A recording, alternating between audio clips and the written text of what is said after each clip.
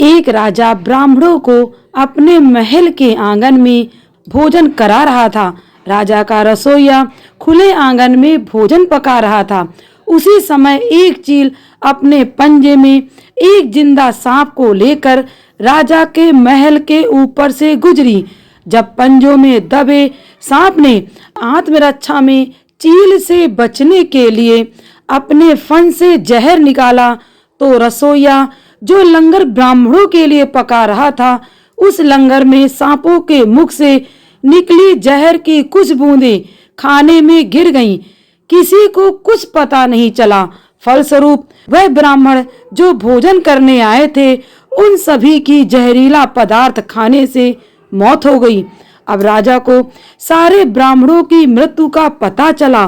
ब्रह्म हत्या होने से उसे बहुत दुख हुआ।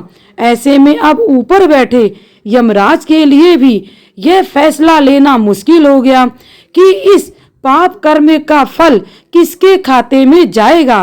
राजा, जिसको पता ही नहीं था कि खाना जहरीला हो गया है, या रसोइया जिसको पता ही नहीं था कि खाना बनाते समय वह जहरीला हो गया है, या वह चील जो जहरीला सांप लिए राजा के महल के ऊपर से गुजरी, या वह सांप जिसने अपनी आत्मरक्षा में जहर निकाला।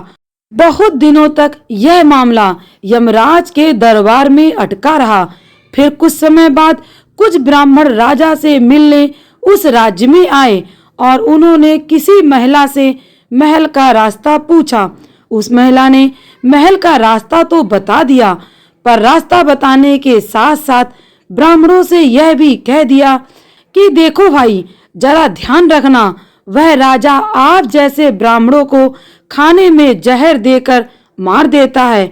बस जैसे ही उस महिला ने यह शब्द कहे, उसी समय यमराज ने फैसला ले लिया कि उन मृत ब्राह्मणों की मृत्यु के पाप का फल इस महिला के खाते में जाएगा और उसे इस पाप का फल भुगतना होगा। यमराज के दूतों ने पूछा, प्रभु ऐसा क्यों, जबकि उन मृत ब्राह्मणों की हत्या में उस महिला की कोई भूमिका भी नहीं है। तब यमराज ने कहा कि भाई देखो, जब कोई व्यक्ति पाप करता है तब उसे बड़ा आनंद मिलता है, पर उन मृत ब्राह्मणों की हत्या से ना तो राजा को आनंद मिला, ना ही उस रसोइयों को आनंद मिला, और ना ही उस सांप को आनंद मिला, और ना ही उस चील को आनंद मिला, पर उस पाप कर्म की घटना का बुराई करने के भाव से बखान पर उस महिला को जरूर आनंद मिला। इसलिए राजा के उस अनजाने पाप कर्म का फल अब इस महिला के खाते में जाएगा।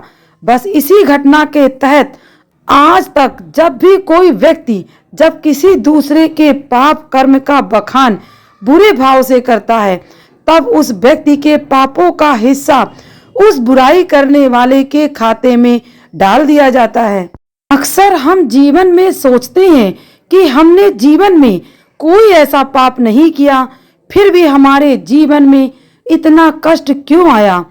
यह कष्ट और कहीं से नहीं, बल्कि लोगों की बुराई करने के कारण उनके पाप कर्मों से आया होता है, जो बुराई करते ही हमारे खाते में आ जाता है। बोले विष्णु भगवान की जय।